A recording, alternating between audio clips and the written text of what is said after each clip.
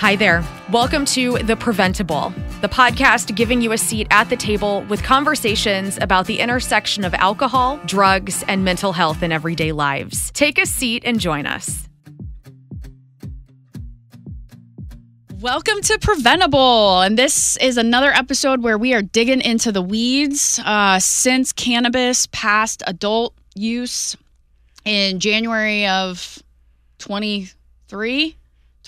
Help me out, Emma. It was November of 22. November of 22. Time flies when you're having fun. Since cannabis passed for adult, and then when it passed for, medicinal, we've been getting just a ton of questions. So we're trying to really kind of dig in, answer some of those questions that we're getting a lot of in little short kind of mini episodes just to give people the information that they want and that they're asking for. We could not, of course, do any of this without the support of Hubbard Radio, so thank you very much for that. And I've already mentioned Emma, so I'll just go ahead and officially introduce her. So Emma Wilson is a prevention educator to... and really, besides going into schools, you're kind of like Miss Cannabis on staff, correct? Usually people come to me, with the cannabis question. So I'm currently managing It's Complicated, which we're going to be talking a lot about today. Exactly. And Kaine, welcome. Oh, I'm glad to be here. You are a senior at Northwest High School, correct? Yes.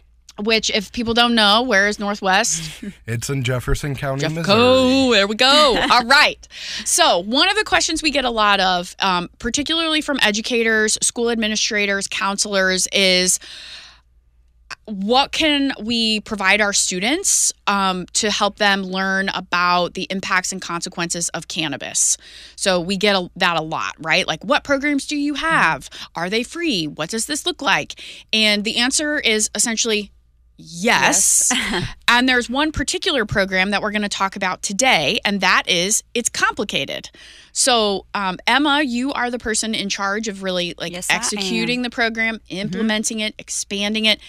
And Kaine, you trained the program, right? Yes, I did. Okay. And you even brought your binder, which yeah, I love it. That's amazing.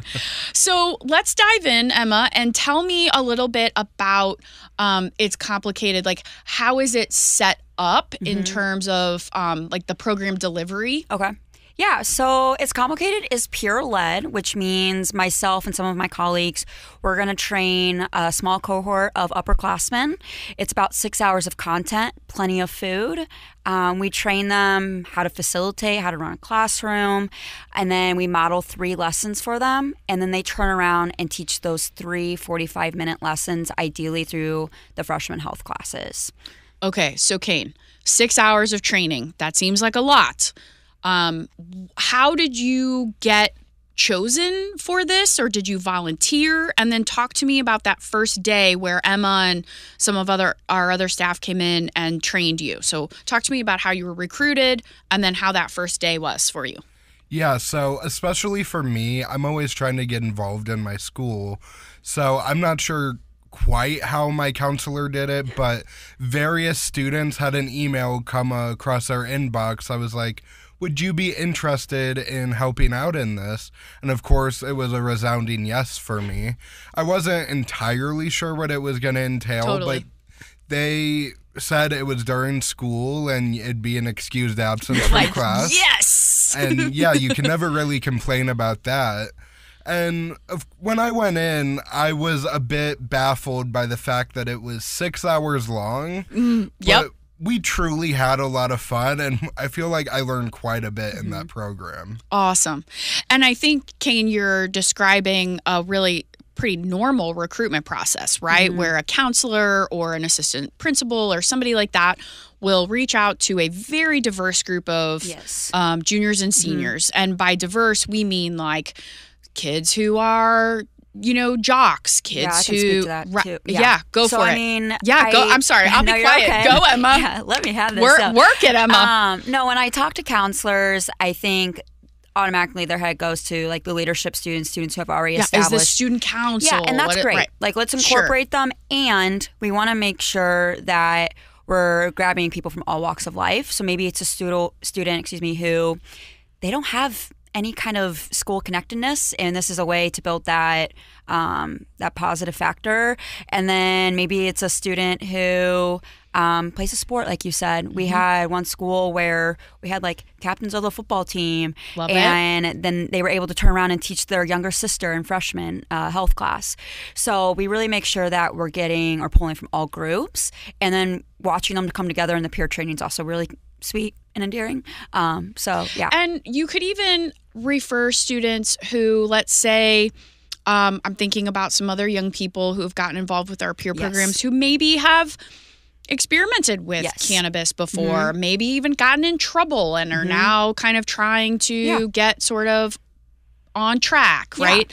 So it really doesn't have to be all kids that are, or all teens that are like, I don't do drugs. Like it can be all different types. Yeah, and I also tell students too, like if they have previously used, they're not going to go in the classroom and be like, hey, this happened when I used weed and I greened out. Like we're not going to glamorize it, but if that's their why as to why they want to attend the training, like please get this on your call it your resume or whatever. Sure. Yeah. I mean, this is a good opportunity for community service hours, for volunteer hours. Yeah. It definitely adds to the college resume or whatever, so to speak, which I'm sure is not why you did it, right?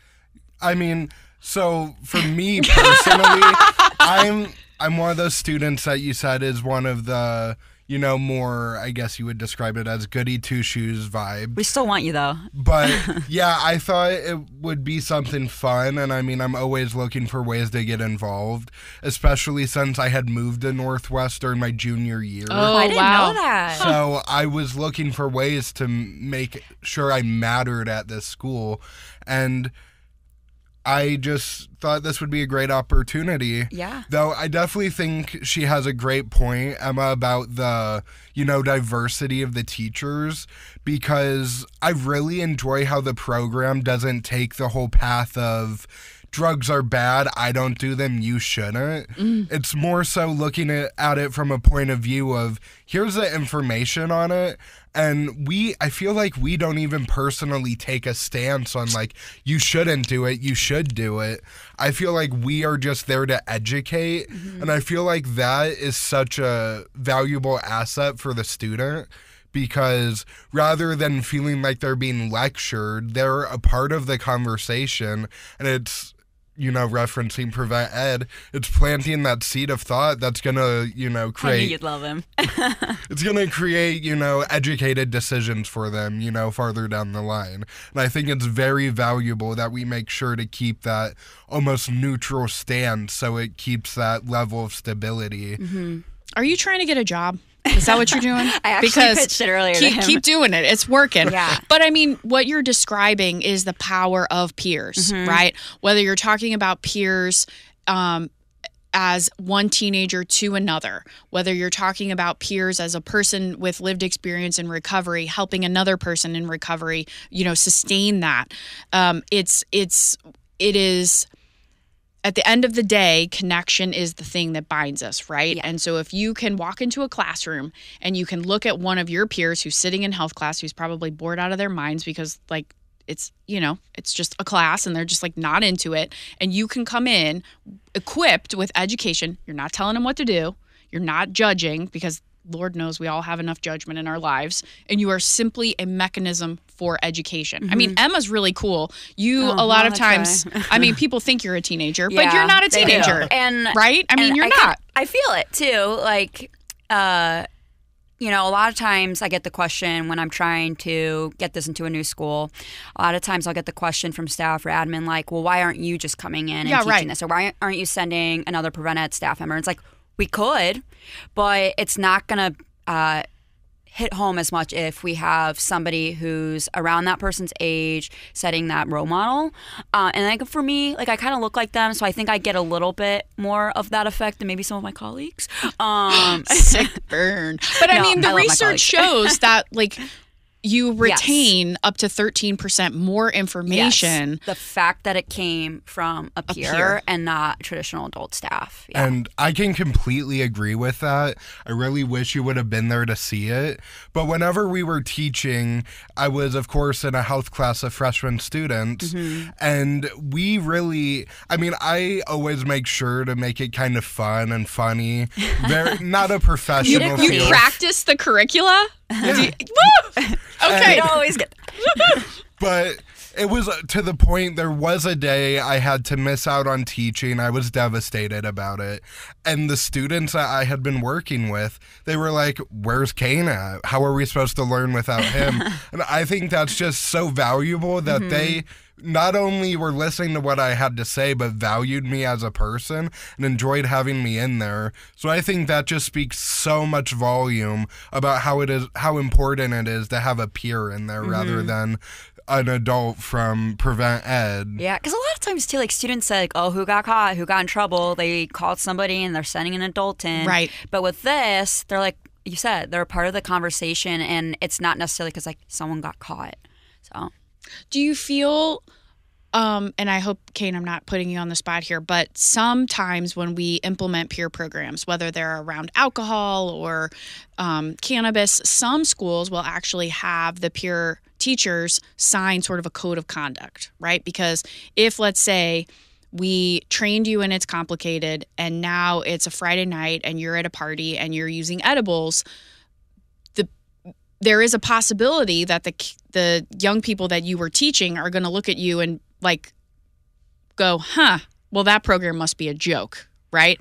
So do you feel any sort of pressure, either positive pressure or negative pressure, to kind of live into what you signed up for by peer teaching? Well, I definitely think that with our neutral stance, it definitely takes a little bit of that pressure away. While I don't see many of our peer educators going out and doing some of these behaviors that we are not necessarily advising against, but that we're teaching about, I do think it's set up in a way where the peer educator isn't put on any pedestal. And I mean, the question has come up like, hey, do you smoke weed? Yeah, right. Yeah. Uh-huh. Because we take a very level approach where, you would, because we're not against it, but we're not for it. I've been asked, and in the lessons, we are advised to just say, that's a lose-lose situation. If I tell you I use it, double-edged sword. You're not going to believe a word I say. If I tell you I don't use it, how is anything I say valuable? Totally. Yeah, it's a double-edged You sword. You really are trying to get a job here. I feel it in my bones. I feel it. Do you like teaching?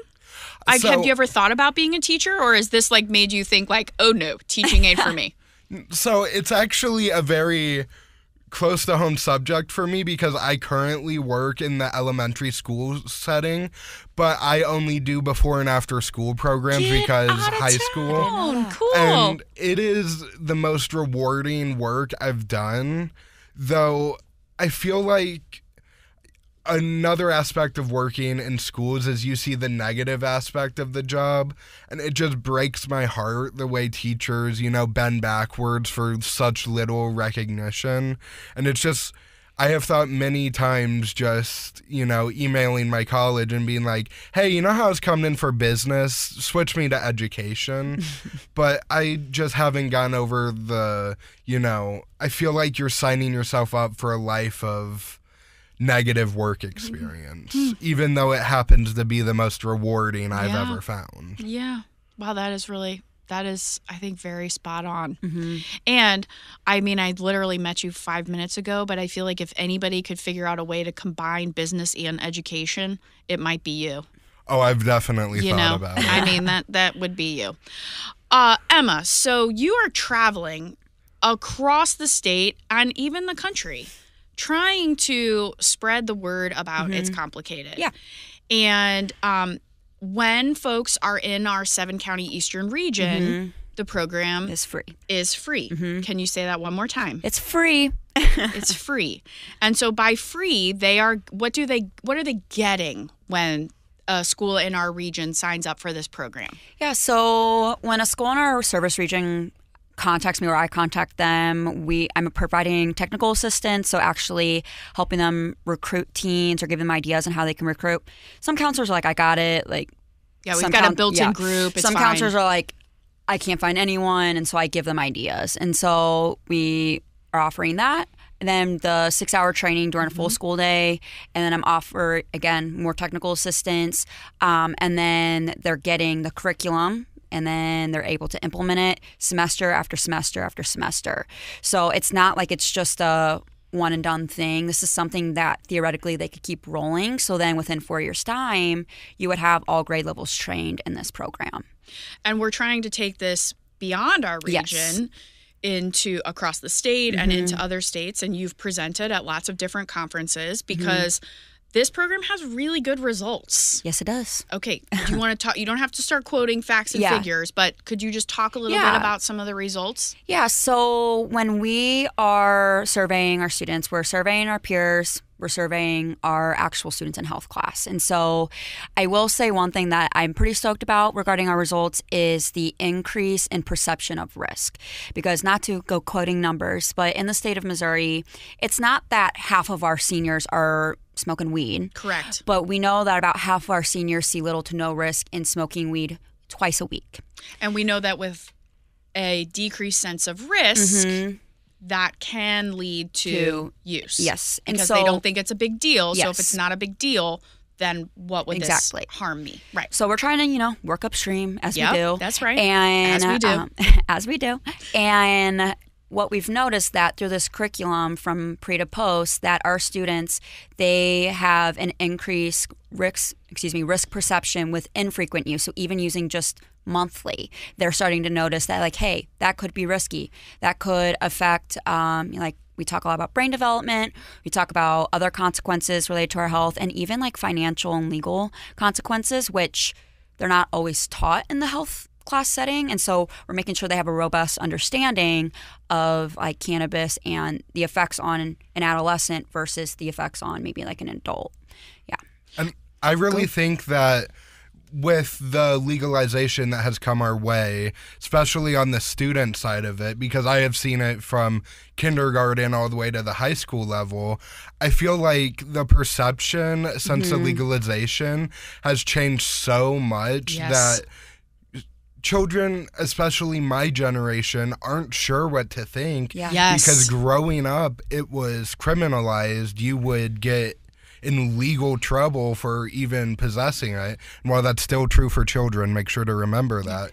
But now that they are seeing adults, using frequently, even their parents at home, right, it suddenly becomes this cool thing, almost like the alcohol side of things, how they constantly see it at home, and that's like, well, I want to try that. I want to be able to have fun. Yeah. And I think it's really important with this major development that we are reaching out and we're like, hey, I understand you think this, but here's why that might not be very positive for your life circumstances. Yeah, and one thing that you're saying that kind of reminds me of that I mentioned to students, like since legalization, people want to be, like, we're dichotomous in nature where we want to lump things into one of two buckets, either like, hey, it's an either or. It's the devil's lettuce, like, let's vilify the heck out of this drug, or, like, let's go. Yeah, like YOLO, let's go. like, let's do it. So, again, like having that understanding of, like, first of all, what are the available products,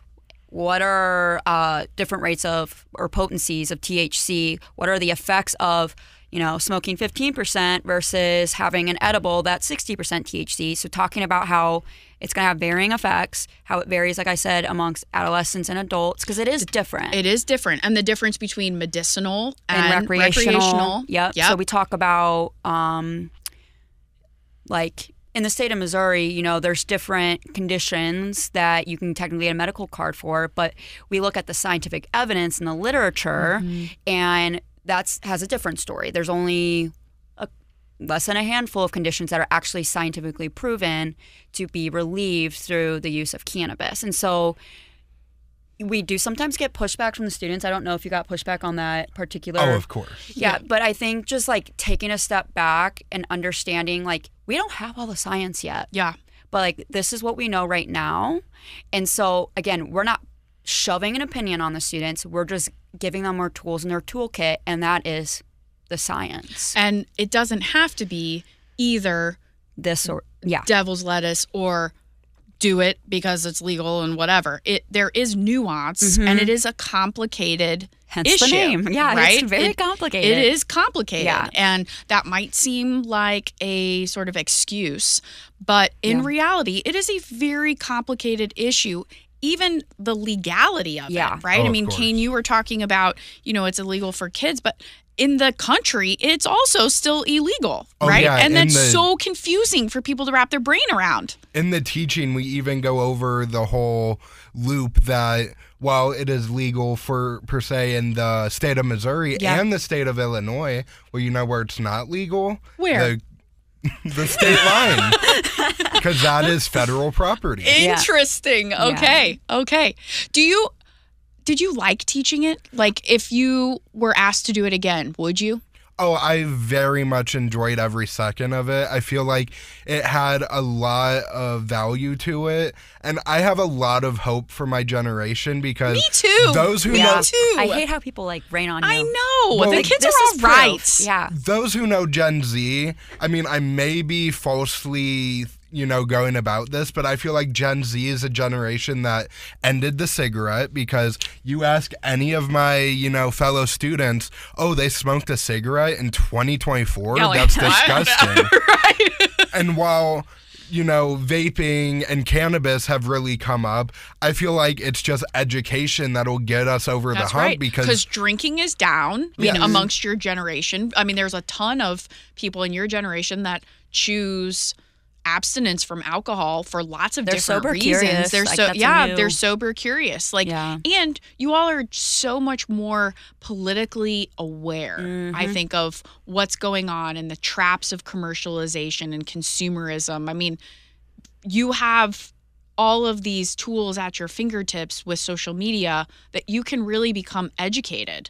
But I do think that you all have become a lot more judicious about where you're getting your information from. Yes, I do, because various older generations would complain about how involved Gen Z has been.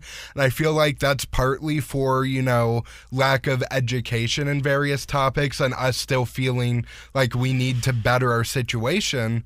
But I feel like now as we're aging, we're getting more educated and we're realizing, well, if we want to get involved, we have to know what we're talking about. And I think that's very important. And it just gives me a lot of hope that with the right facts and information, we will do what's best for society and best for ourselves. Yeah. That might be wishful thinking, but I'm going to stick to it. Hey, I'm leading with optimism lately. I'm really trying it, so I appreciate you. But I do think that, Emma said, when I asked Emma, I was like, do you have a peer educator that would want to come on the podcast? And she was like, you need to meet Kaine. And the good news is that you had lots of choices, right? Yeah. The peer educators, the people who sign up for this, who follow through, who do it. I mean, this is a really amazing group of young people. Yeah.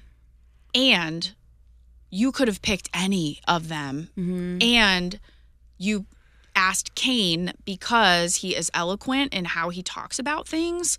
But I think you are a very great representative of your generation. And so it really grinds our gears at Prevent+Ed when people are like, oh, kids these days, and it's social media, and it's, the music, and it's all the things. Go into a classroom and talk to them. Right. You will realize that they're pretty darn cool. Yeah. For 1 second, come into a classroom. Come into a high school classroom, and you'll see that we're going to be okay. And I mean, definitely not to hype myself up a little Do bit. it. Hype yourself up. Whenever we talked about me going into the business field, I actually intend to take my business degree and work on St. Louis revitalization. I got to tell you the story of why I chose him. Yeah. St. Louis revitalization is education on the rampant drug use in our city and violence and all the poverty. Mental health and the poverty and all of it. And I think I feel like I'm on a good path of not only being educated, but also being aware of how to train and teach and implement it into society. And I really hope the future is a lot brighter for my beloved city. I mean, many people have told me I'm for lack of a better word, pretty stupid for my love of St. Louis, but I just see so much potential, and so many people are so very proud to live here, but they just need the resources and the help to succeed in life, and I can't wait to provide that. So this is going to seem like a name drop, and I'm not trying to do this, but so last night I was at the mayor's State of the City address, and I'm a city resident, and so Mayor Tashara Jones said, she gave us all homework in the audience, and she said that next time somebody starts talking shit about the city of St. Louis, you need to say, you don't know what you're talking about. We're in the middle of a renaissance, and we're in the middle of a glow up, whatever you want to say, right? But like, and it's not going to happen overnight, right? Like, we need attention and dollars and will of the people paid to our health, physical health, our mental health, safety, and business, right? And all of those things are interconnected. And you can sit and you can talk smack about St. Louis, and you can say that, you know, people are leaving the area and blah, blah, blah, blah, blah. Or you can like lean in and do something about it and be really proud of what you're doing. And you're doing that in your own corner of the world. So that's really cool. Thank you. And it makes me very proud to work with someone like Emma, because she's giving me the resources that I don't have yet on my own to start maybe small in, you know, the metro region and Jefferson County, but, you know, it can grow to something beautiful. Or, as Prevent+Ed likes to say, planting the seed. I love this kid. That's amazing. Emma, if people are wanting to bring the It's Complicated program to their school, or if they want to talk to you about how to bring it to their state, what should they do? How could they get in contact with you? I mean, by email's great. So ewilson at prevent.ed.org. Wilson. I got, thankfully, in this business, like a very easy name. True story. At prevent.ed.org, yeah. And would like to think I'm very responsive, almost to a fault, but you are very responsive on emails. Thank you. Yes, you are. Yeah. And basically, you know, if somebody's wanting this program and wanting to think about how they can bring it to their school, we're willing to work with them. Oh yeah, right? Because we believe in the program. Yes, we really do. And like, for example, like there's one school that asked me, like, for them, the 6-hour training was really not feasible for the culture of their students, and so we break it up into 2 days. Like, we ebb and we flow to make it fit how they need.